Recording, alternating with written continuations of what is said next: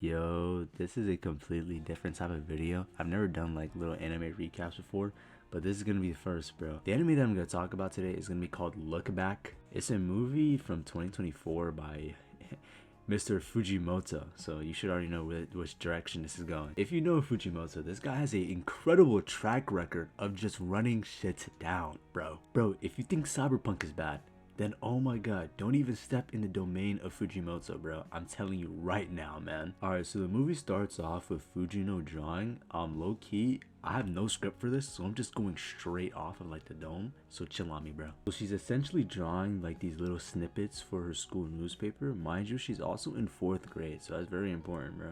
Important to remember, 4th grade. So her teacher passes out like the school newspaper, and all the other kids are just ready to up the new manga, bro. Like, oh my god, let's see the manga, let's see if it's tough or not, bro. And obviously Fujina, she knows that like, yo, I drew my shit, I knew I drew that shit tough. And basically everyone starts glazing her, bro. They love the glaze, man. They love the glaze, bruv. Like low-key, I'm not even gonna lie, they're glazing her like she's prime LeBron, bro. They're telling her she could be an athlete, she could be a pro at this manga stuff. Low-key, mind you, they're in 4th grade, so chill. I don't know about all that glaze, you feel me? Fujina says a line here that I think shows her character like nicely. She says, oh, I only took 5 minutes doing this, you know. I'm pretty much a natural at this. I was just drawing on my desk and it just came together. Obviously that is not true. As we seen in the intro, she's working really hard. This kind of shows how her character is trying to be nonchalant, but she's really not. So her teacher pulls her to the side and be like, yo, can you give this other kid a chance to like, you know, run up the manga stuff in the newspaper, because she been really want to try, bro. This girl's name is Kyomoto. She wants to try this, and Fujino, she's looking kind of hating a bit, bro. She's like, you know, I don't think she's gonna handle the deadlines, this, that, and the third, basically. Kyomoto ends up finishing her manga newspaper and everyone loves it. Kyomoto is a student who doesn't actually go to school. She just stays home all day and literally just draws manga. While everyone is loving the new manga on the newspaper, there's this one kid who says that Fujino's work is pretty mid compared to Kyomoto's work that's in the newspaper. Obviously, Fujino feels some type of way about this, so while she's going home, she like has this inner turmoil and decides to, yo, I'm gonna get better at drawing, so I'm gonna be the best kid who draws in the 4th grade, obviously, right? So Fujino gets super locked in for the rest of their elementary school, and in this result leads her to kind of stop being friends with the other kids, and they think of her as kind of like a little loner. They were basically like, yo bro, how long are you gonna keep drawing for? Dude, that stuff was like way past elementary. Aren't you a bit too old for it now? Fujino just kind of blank stares, doesn't know what to say, doesn't say anything, and the other student just kind of leaves, bro. So Fujino in the next newspaper, the next day I think, she sees her own drawing and she hears everyone say something, and it's not the glaze that she usually gets, it's just silence. Not like it's bad silence, but not the usual glaze. And then she realizes, well, I'm gonna quit. I didn't mention this part before, but also her sister says a couple stuff about her and her drawing and how she should probably, you know, stop and, you know, do karate lessons by saying, oh, I think, you know, you already know what our parents think of this drawing stuff. They're worried about you, this, that, and the third. This kind of shows a lot about Fujino's character and how she kind of needs that approval of someone else's opinion. She ends up quitting and graduation day rolls around and she has to deliver a diploma to Kyomoto, who doesn't come to school, obviously. She doesn't want to do it, but regardless, she still does it because she's a little bit of a good person deep down inside. So she pulls up to Kyomoto's house and she actually rings on the doorbell. She gets no response, so she just opens the door and walks in. I don't know if this is okay. Is this normal, guys? Let me know. She says she's just gonna, you know, leave it at the door, but you know anime characters. She does not do that. She gets interested in the noise and she decides to go check it out. She sees these stacks of drawing notebooks and one of the, you know, newspapers slips and she ends up drawing on it. She makes a nice little cute little newspaper slip manga thing of Kyomoto. It's really nice, really sweet. And it ends up slipping through the under the door crack and gets to Kyomoto. Fujima gets embarrassed and decides to just straight up dip. She just runs out and just leaves the diploma right there. Kyomoto ends up chasing after her and realizes that it's Fujina. And she starts crazy glazing, like the most glazed throughout the whole show. In this scene, we can see how shy and timid Kyomoto really is. I mean, we already kind of know that, but we can really see how she is and how nervous she is, especially when she asks for an autograph. Kyomoto pretty much just glazes Fujina this whole conversation, and says, "Oh, I looked up to you in 4th grade, this, that, and the third."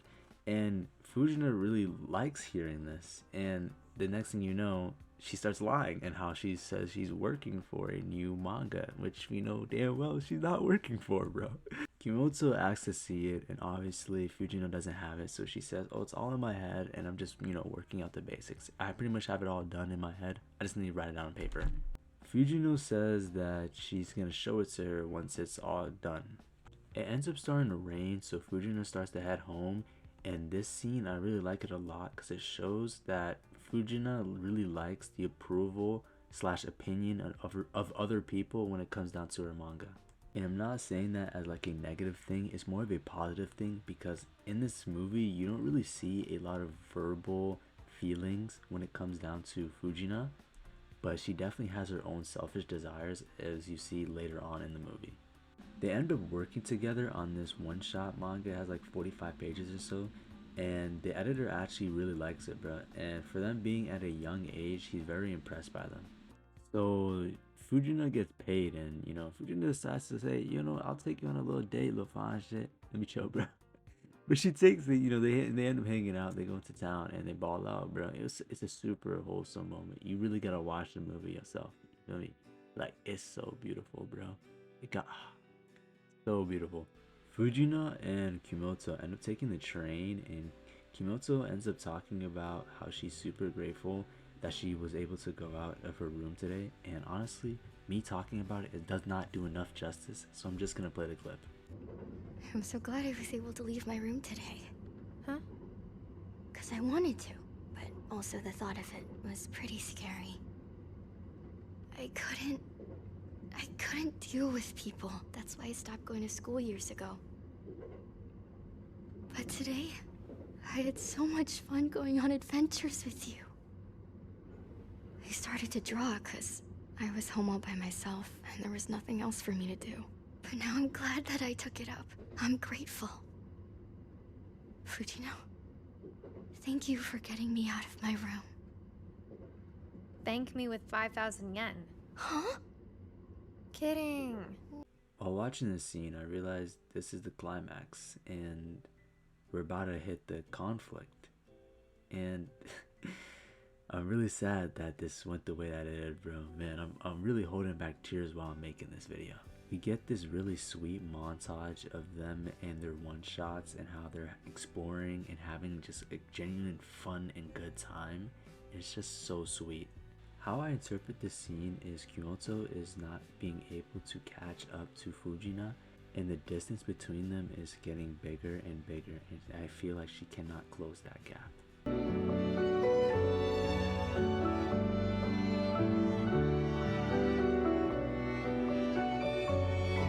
I represented this scene as Kyomoto being in the shadow while Fujina is in the light. Kyomoto, to be exact, is in Fujina's shadow, as she's not on the same skill level as Fujina. They end up meeting with their editor about getting serialized and having their own official manga, and that's super great for them. But as you can see, Kyomoto doesn't feel the same exact way. They have a conversation where Kyomoto admits that she cannot work with her with the manga because she wants to pursue an art college. Fujina obviously doesn't like this, so she starts pointing out how her flaws and how her personal flaws and how she's super shy and she really won't get by and that she needs her. Like I said earlier, this is really just Fujina's own selfish desires really coming into play because, like I said, they don't really show her verbal emotions often in the movie, and she really doesn't want Kyomoto to go to college because, well, she doesn't need it, bro. In the end, Kyomoto says that she'll learn how to be not shy anymore, learn to talk to people, and learn to be better. She doesn't want to keep relying on Fujina anymore, and she wants to be a better person and a better drawerist so she can help Fujina. They end up going their both separate paths while Fujina finally serializes her manga and Kyomoto ends up working hard to become a better drawer overall, including her background art. Unfortunately, I think this is the saddest part for me because this is the part where Kyomoto ends up dying. She ends up getting killed in an attack at her school by some guy who thinks that his work has been stolen slash plagiarized, but we don't really know if that's true or not. I think of this as the saddest part, not because the main fact that she died, is also because of how Fujina reacts afterwards and how much guilt she faces. She completely blames herself by saying that if she never got Kyomoto outside of her house, then she would have never died. In anger, she ends up destroying the original newspaper manga that she originally drew for Kyomoto just because she regretted everything that she's done. Even though what she did was only fulfill Kyomoto's dream of wanting to leave her house and be better. Fujino at this point has changed from her younger self. The cockiness and nonchalantness pretty much disappeared while she was with Kyomoto. We get to see this little alternate universe where these two never met as kids, and Kyomoto ends up just staying inside of her room all the time. This universe shows that Kyomoto would have ended up the same fate, which means that Fujino, regardless if she stayed there or not, Kyomoto was kind of destined to die. Kyomoto ends up still going to the art school without the help of Fujina to kind of convince her to steer her around that path, but it kind of shows that she was still destined to run this fate. While Fujina, on the other hand, has went down a completely different path of being a karate more person instead of working on her mangas. This mainly happened because she never met Kyomoto, and Kyomoto never glazed her to get back into making mangas. In this reality, we get to see like how Kyomoto got attacked and who comes to save her in this alternate reality. It's a nice scene to see what could have happened, but obviously it doesn't happen. In the end of this little replay or alternate reality, we get to see a new newspaper manga pamphlet come out of absolutely nowhere and land on Fujina's feet. I kind of like to interpret it as Kyomoto telling Fujina that her fate was okay and she's completely fine with it, because even in her final moments she still relied on her and she still came to her for help in a way. I also love how that the way that they met is also the same way how they said that the goodbyes. And yeah, man, that's pretty much it. I really loved how this movie was made. I mean, I don't remember the last time I really watched the anime, and it really got me like, damn, bro, tears really might start coming down, bro. I still remember the first anime I cried to. Chill on me, yo, chill. Obviously, I couldn't figure out what the main topic was. What was like really trying to figure out here in the movie. But honestly, I don't really care. Like, I kind of loved it, bro. I loved it regardless. I can't really think of many negatives to say other than I kind of wish, like, after she got her manga serialized, that there was no moments that they had no conversation, none of that. It was kind of just like, boom, this happened immediately.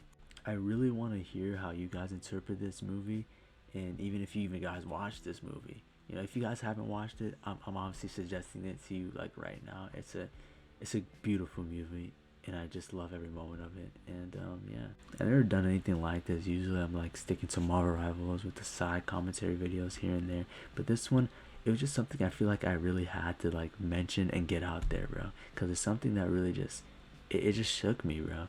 Fujimoto, how could you do this to me? How could you do this to me? You broke my heart, bro. You broke my heart.